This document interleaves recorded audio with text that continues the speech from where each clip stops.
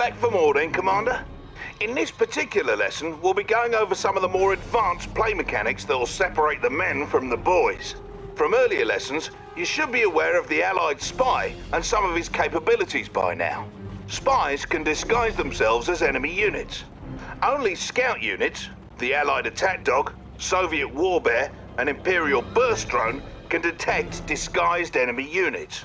Spies and Imperial shinobi can also infiltrate enemy structures. When you infiltrate a structure, it'll impair your enemy's base in various ways, which should give you the upper hand. For example, if you infiltrate that enemy reactor, the entire base will power down for a while. Go ahead and infiltrate the instant generator by moving your cursor over it and pressing the A button while your spy is selected. Undercover. Operation underway. Yes, I copy. Remember, I'm unarmed. Cheers. Yes, Commander. Is it clear? Don't mind if I do.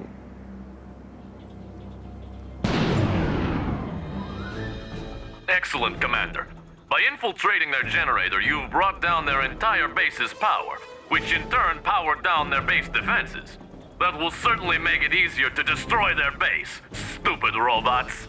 Oh no! It appears the Empire of the Rising Sun is sending in a force to destroy your tanks. You'll need to retreat your tanks back to your base. A clever way of doing that is to reverse move them back to your base. This will allow them to continue attacking those enemy units while retreating to a safer location. To reverse move your units, select them, hold down the right bumper, and press the A button. Go ahead and have your tanks retreat to your construction yard. Could we be of help, sir? Approaching area. Another benefit of reverse moving is that it keeps a unit's stronger front armor facing the enemy. Most vehicles are more vulnerable from the rear and flanks, so when you retreat from enemies using a normal move command, you'll turn tail and take more damage. Reverse moving allows your unit's stronger front armor to take the brunt of the fire.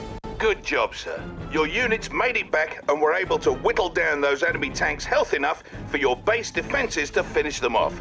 Had you issued a normal move order back to your base, your Guardian tanks might not have fared as well.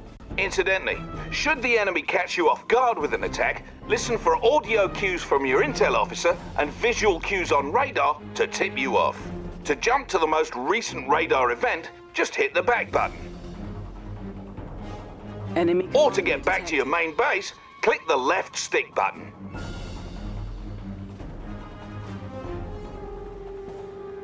Oh, pants.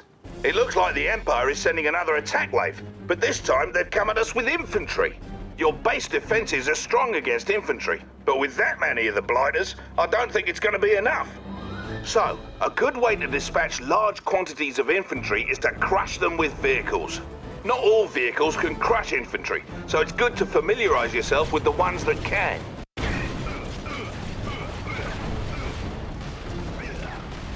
Small vehicles like your IFVs and Riptides are examples of vehicles that can't crush. On the other hand, larger vehicles like Guardian tanks and assault destroyers can crush a man like so many potato crisps. What's more, some of the largest vehicles in Red Alert 3 are big enough to crush other, smaller vehicles. Anyhow, let's crush those robots. Wait! You may wish to assign your tanks to a control group first. This is an important way of managing your forces. To assign units to a control group, select them and hold the X button while holding the left bumper. Do this now, please. Guardian tank. Good. You may now select those units at any time just by tapping the X button while holding the left bumper. You can also jump to the group or anything you have selected by pressing the Y button. Now please proceed with crushing my robots. Thought you'd never ask. To crush enemy infantry, select your Guardian tanks and issue a move order behind the enemy infantry. Issue a move command to the designated location with your tanks now. What can we do for you, sir? We'll be on our best behavior.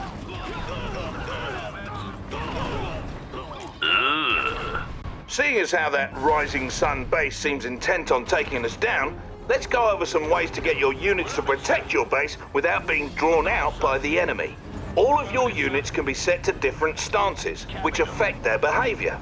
All units start off in guard stance, meaning they will auto-acquire enemies that come within their attack range and pursue them for a short distance if they try to flee. Once the dust settles, your units will return to their original positions.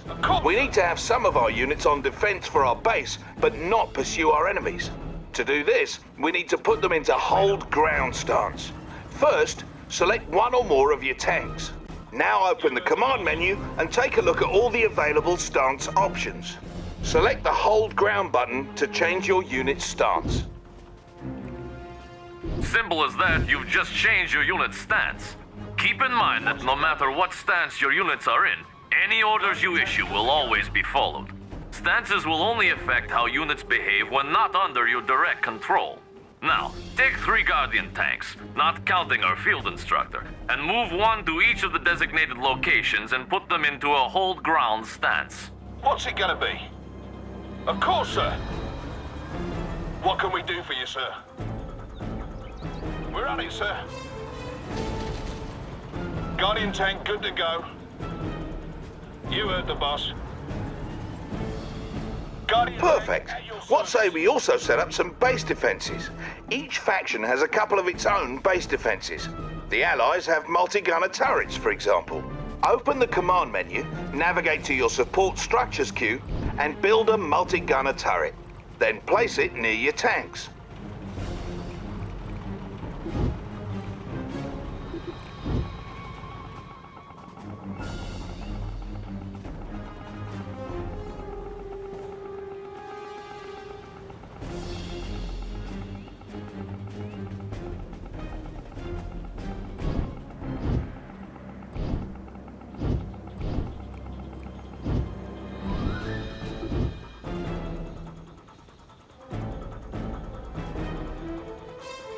Multi-gunner turrets change weapons if you put different infantry into them, though the rocket launchers they use by default should be handy in most cases.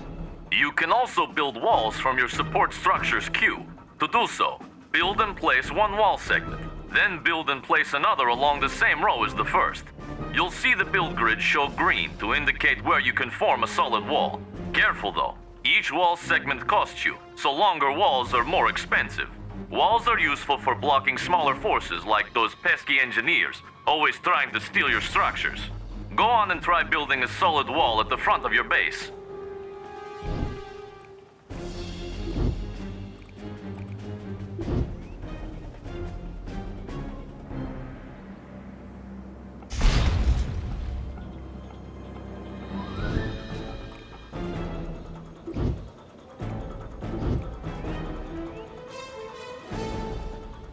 Capital! Now if the rising sun attacks, we'll have some extra defenses waiting for them that they won't be able to draw away from our base. And here they come.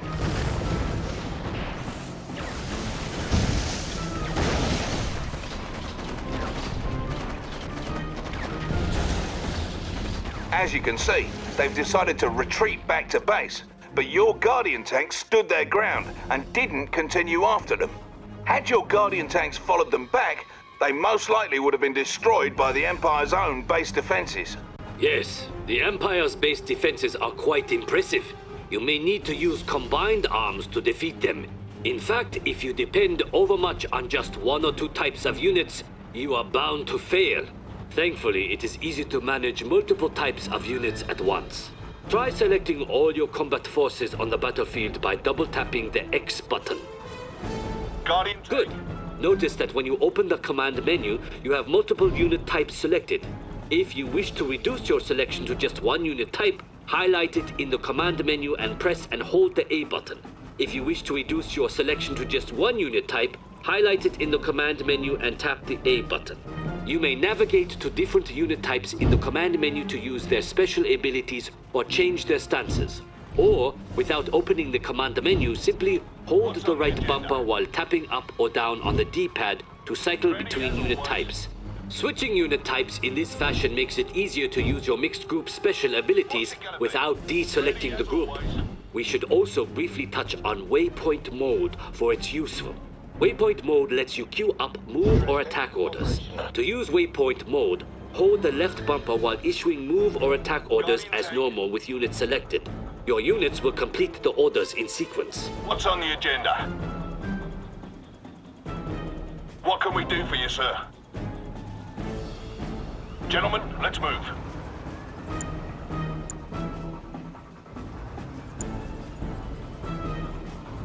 Now, earlier we had mentioned how directional armor comes into play during battles. Another type of armor bonus your units can receive comes from an automatic reaction to enemy fire called suppression. Suppression only affects infantry units. When infantry units become suppressed, they go prone on the ground and continue firing. Suppressed infantry are slower, but more resistant to damage. Send your infantry into that city square there and attack that garrison structure.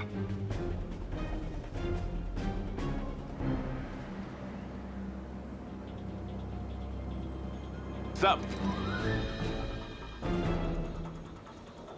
Got your back.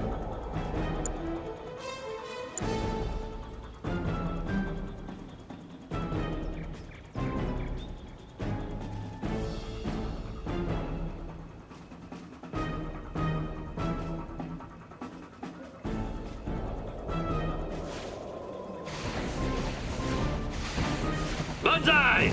As you approached the structure, your units came under enemy fire, and some of them were suppressed as a result of the enemy attacks. Due to this suppressed position, your units could absorb more damage and in turn deal more damage to that enemy structure, allowing them to destroy it. Oh! What was that for? That was for my robots. Well, good job, Commander. You now know some of the advanced tactics that'll surely make you a worthy adversary on the battlefield.